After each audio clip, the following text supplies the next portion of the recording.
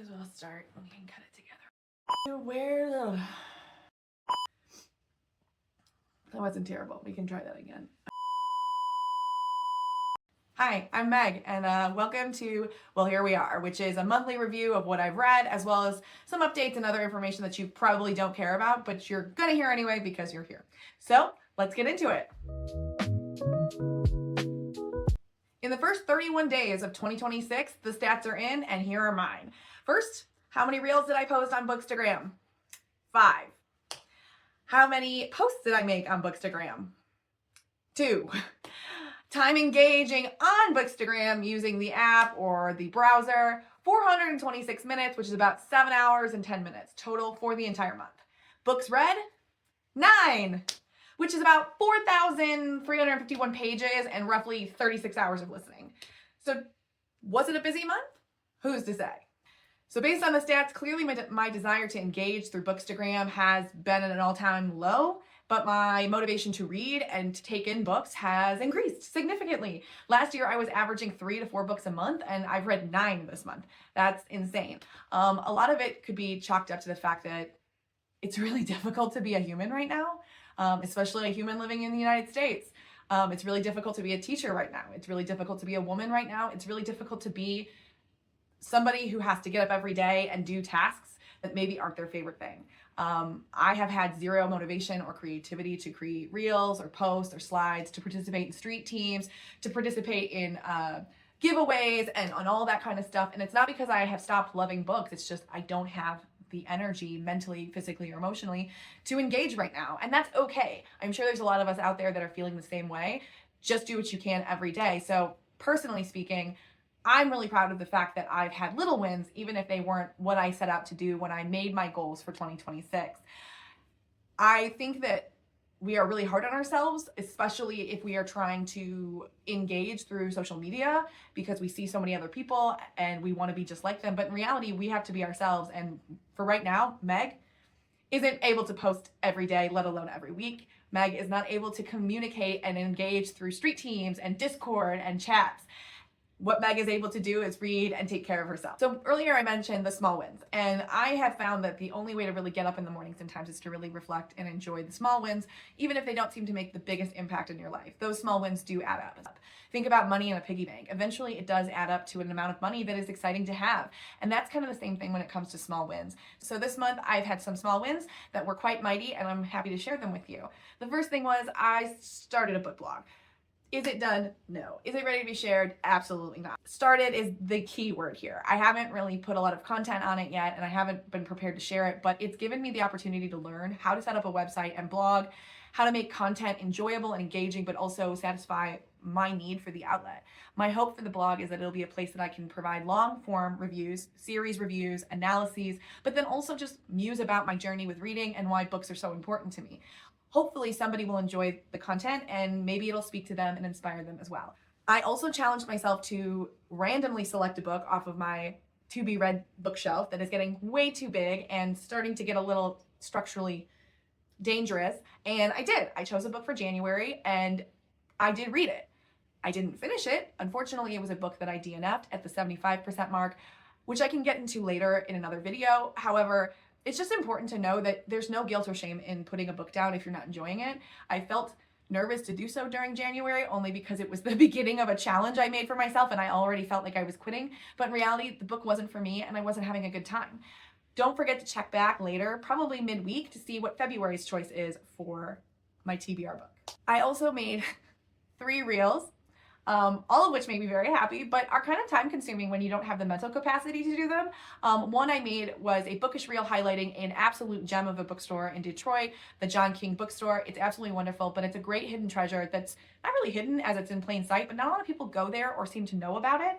So I made a reel that made me really happy because I got to go and visit, but also reflect on the experience while I made the video. I also made a funny reel about one of my favorite books, Fate, Fortune, and Fire, set to some Mean Girl audio that seriously makes me cackle. It may not be funny to anyone else, but I think it's really enjoyable, and I was really proud of how it came out. And then I also made a reel just honoring one of my closest friends. Her birthday was not too long ago, and we don't get to see each other very often, but I love her with my entire soul, and it was so much fun to look through old pictures and old posts and old text messages and create something that I was really proud of to share with the world because she means the world to me. I love you, Brittany. And then the last thing I did was I spent a lot of time heavily reading, which we'll talk about shortly, dreaming and playing. And those were little wins across the board that may not seem very important, but really made my month of January a little bit more bearable. Speaking of my little win in regards to reading, I read 9 books and I wrote reviews for almost all of them, which you can read on Goodreads or in Storygraph or anywhere else that you follow me. Eventually there will be graphics and posts related to them on Instagram. I just haven't really been able to do so. So let's talk about them really briefly. The first book I read to start the new year off was A Queen Crowned in Flames by Hazel McBride. This is the conclusion of her duology within the Bonded to Beast series, and it was amazing. It was so good. I mean, I love the first book. I own it in 5 formats. I couldn't wait to finish it, and every page from page 1 to page 480 just spoke to me. I laughed, I cried, 5 stars. Please look out for it. It comes out in May. It's amazing. I'm so thankful that I could read it as an advanced reader. It was so great. I read People We Meet on Vacation. I've already read this before. This was a reread, but I was so excited for the movie that was going to come out. I was doing a watch party with some girlfriends, and I wanted to revisit this. This book was really great because Emily Henry talks a lot about how people change over time, but how that also changes those lifelong friendships or romances, and how you have to kind of grieve the past, but be hopeful and accepting of the future. Really enjoyed this book. 5 out of 5 stars. In terms of the movie, well, I will get into that in the future, but the book, absolutely wonderful, 5 out of 5. The next book I read was Is It Real or Just Pretend, which is an adorable and clever book written by Emily Sullivan. I was fortunate enough to read an advanced reading copy of it, and I recommend it thoroughly. If you're a person that really likes Bridgerton or other kind of historical society type romance novels, but are ready to move on to like the Victorian age and move forward with history, I strongly recommend it. The story has everything you could possibly want: a very strong, empowered, self-assured female main character, a golden retriever male main character, childhood friends, women in business trying to make it through that misogyny that exists, and a little bit of danger and risk. I would give it a 4.5 out of 5 stars. Definitely check it out. Next, well, not really next, but throughout the month of January, I finished listening to the audiobook of Glow and the audiobook of Gold. If you're new here, I started rereading the Plated Prisoner series last year through audiobook as a way to prepare myself for Goldfinch, which I'd been waiting for quite a while. The series is amazing, but when you read a lot of books, sometimes it's good to revisit. And so I've been listening to the audiobooks, and I cannot speak any higher of this book series. Honestly, it has been so enjoyable, and even more so to listen to it. In fact, I finished Gold last night just under the wire at 11:39 p.m. on January 31st, and I cannot wait to start Goldfinch tomorrow. I am so excited, and I want to give a huge shout out to Lily Drake and Anthony Palmini, who are the narrators for the audiobook, because I kid you not, it made me feel things. I'm in a glass case of emotion! So many ways that I'm certain that anybody that saw me in my car or walking through the grocery store over the last, 10 months probably thinks I'm absolutely insane given the roller coaster of emotions that I went on. But this series is not only amazing in terms of fantasy and unique plotting, but it's also really great in discussing how you have to deal and heal from your trauma, usually in the middle of being traumatized again. Arin is constantly trying to reveal and deal with her past while also being constantly attacked and traumatized in her present. And I feel like it's very relatable in that not everyone has a time to really sit and feel their feelings and heal without being interrupted or bombarded with new stuff.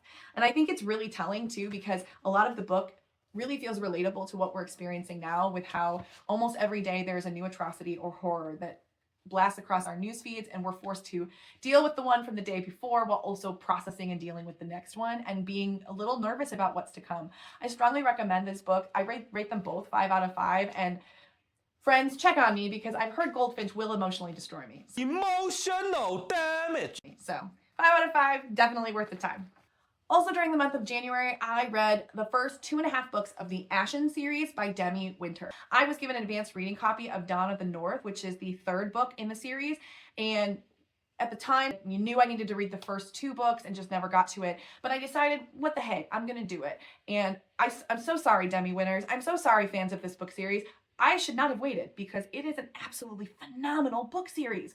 I read the first 2 books so quickly. I devoured the novella, and I am currently about 25% way through the newest book, which comes out very soon, Dawn of the North. If you like books that kind of have the Norse warrior Viking vibes, but also like has the really strong, but she doesn't know her strength female main character who has a mysterious secretive past that she's not even fully aware of. And then you've got two male main characters who not only make you rage and want to strangle them, but also make your toes curl, as well as an amazing found family full of absolutely phenomenally written representation of people with disabilities or with unique challenges, as well as the political villainy mixed in with a magical demonic villainy as well. It is so good. I don't know why you're still watching this. You should probably go and read the books because they're so good. I give the book series 4.5 stars and a 5 star. It's so good. And I cannot wait to finish this book. I just can't. Way to go. Definitely pick it up. And finally, I read An Offer from a Gentleman by Julia Quinn, which is Bridgerton, for those of you that may not be aware. I had to reread this book before the Bridgerton series dropped, which came out, the first 4 episodes came out last week. This is my favorite one. I know I say that about a lot of books, but genuinely speaking, having read the series multiple times, this is my favorite book. And a lot of people might scoff and say, well, it's just Cinderella retelling, but you know what? It's so much more than that. The characters in this book are real. They're so real. In fact, there's many times in the book where you actually really relate with the female main character because she's not of British society. She's not of this world. And we really aren't either. And honestly, the love and just magnetic pull between these two characters is so beautiful to read. And I hope and pray that everyone gets to experience a love like this because it is just so enjoyable to read. And I will reread this book until I die. This is my trophy copy, but I absolutely love this story. I love the family. I love how everything comes together. The show has been a really big blessing in my life, even with some of the creative licensings that they've taken, which will be a blog post as well. But definitely check out this one if you haven't read any of the books because it is familiar in that it does have a lot of Cinderella vibes, but it's also incredibly enjoyable, funny, just the right level of spice, and really sweet as well. So moving on, I mentioned that one of the small mini wins that I had was that I'd been reading, which we talked about, and dreaming a lot as well. And I know that seems a little silly, but I have never really had a space of my own within my home. At the close of 2025, my partner and I had a really real deep conversation about space and about having our own space. And he's been very fortunate to build his space outside where we have a garage, workshop, wood shop space that is predominantly his. Unfortunately, I bought a home that was built in the 1950s as a ranch, but then turned into a bungalow at some point in the 1980s and pretty much has left us with 1 bedroom, 1 bathroom, and 3 doors, 2 of which of those doors go to the bathroom. I have 2 doors attached to my bathroom and a bedroom upstairs, but there's very little space for me to be alone, but also to feel like it's my space. My partner and I collaborate on everything. And so I really needed a space that was mine, that I could decorate and design and rearrange and keep my things that were just for me and not really worrying about it being a common shared space. So with that in mind, it's been 3 years, it's time. We've decided to convert our back room, which is about 200 square feet. It was an addition that the previous owner put on. We've been using it for storage because there's no door. It has the back door that goes directly to the backyard.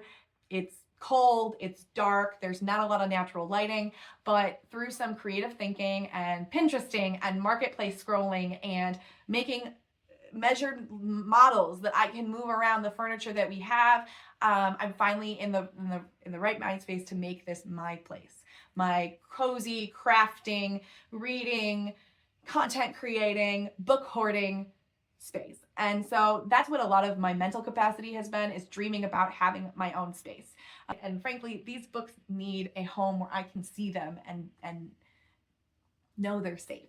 So that's something I've been dreaming about, and I'm really excited because soon we will have flooring and paint, and I will be able to buy furniture, and all of the things will come together, and I cannot wait to give you a tour of my space once it's done. But that's something that's been really eating up a lot of my brain, and I'm not mad about it. Lastly, in my mini wins, I mentioned playing. And not only have I been playing with my dogs all the time, but I've also been playing video games. I'm not a very experienced gamer, so I prefer cozy games. Animal Crossing, Stardew Valley, things like that. And I recently discovered my time at Sandrock, which is pretty much another amazing layered cozy game. For those of you that may not be a gamer or know very much about cozy gaming but hear it thrown around a lot, it's essentially the most approachable form of gaming for people who don't have time or don't really have the experience to understand the complicated intricacies of gaming. It is usually very open world, very easy approachable tasks and quests, wonderful quaint music, and really just a low stakes activity that you can either hyperfixate on and play forever, or sprinkle it out throughout your day or week or month so that you get a chance to kind of escape for a while. My time at Sandrock I discovered when I was watching a YouTube video by Kathleen Illustrated. If you don't know who Kathleen Illustrated is, please check her out because she is a wonderful human being. She makes amazing content and she's just joyful. She gives me such joy. But she had mentioned playing the game and I wanted to know more about it. So I looked into it and I immediately fell in love, bought it, and taught myself how to play. You're essentially moving to a desert, dilapidated town that is starting to fall apart due to a lack of water and tourism. And your job is to help rebuild the city, help deal with some serious problems that are occurring, and also make relationships with the neighbors and the community members. It's really fun. A lot of the stuff is just gathering materials and following recipes and talking to friends and going to events. But it's a really enjoyable time and it's easy to get lost in for a few hours. In fact, I was playing before I filmed this video. There's also an element of customization and decoration, which is really great. And there are kind of choose your own adventure elements where you can make decisions that change the story.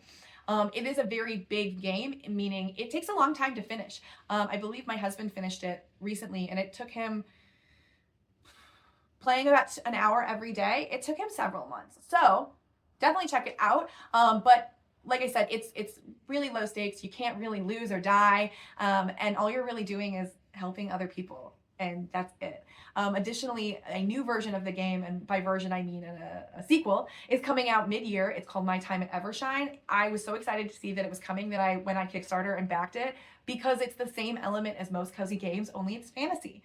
And there are going to be magic and things like that. I mean, I could fly. That's amazing. So I'm very excited for that to come out. So definitely consider a cozy game if that might be helpful for you. I know that it has helped me get through January and all of the other garbage happening around us in the real world. It's just nice to escape into a world where I kind of sort of have control over it. But you know, it's safe. It's safe and it gives you an escape that you can't often get anywhere else. I'm not saying that you shouldn't be an informed person. I'm just saying that in order for us to fight back against the atrocities happening, we have to be well rested. And sometimes that means disassociating. And the best way to do that, at least for me, has been cozy gaming. So coupled with reading and dreaming, cozy gaming helped me get through January. I cannot recommend it enough. Well, here we are, 31 days into 2026, and the world is burning and imploding a little bit more every single day. No matter how we wake up and what we learn, it's important to try to hold on to those little wins, but also reframe the losses. It's very difficult to reframe losses that aren't in your control or that have very little to do with you. But one way to help with that is to make sure that you reframe your personal losses. Selfishly, I've done a lot of that in January. I've tried to reflect more inwardly and focus on the things that I can change and can control. And it's helped me find the good that's worth fighting for. If 2026 has been already very difficult and taken a significant toll on you, know that you are not alone and that a lot of people, myself included, are struggling. Every day is a little bit harder, but having friends, family, strangers I don't know who are kind has been an incredible gift and helpful in being able to get up every day and keep trying. Try to remember the line that Samwise the Brave says when Frodo is feeling the most at his lowest. But in the end, it's only a passing thing, this shadow. Even darkness must pass. A new day will come, and when the sun shines, it will shine out the clearer. I don't know when the sun will shine out the clearer for us, but I do know that we're only going to get through this if we fight, if we take care of ourselves and each other. And I am so grateful for this community and for every person that I've been able to interact with who has saw me as a person and cared about me, even though we've never met. Don't forget that. We're all here and we're in this together. Thanks for hanging out with me, and I look forward to seeing you guys all in February when we talk about where I am then. Thanks again. Bye.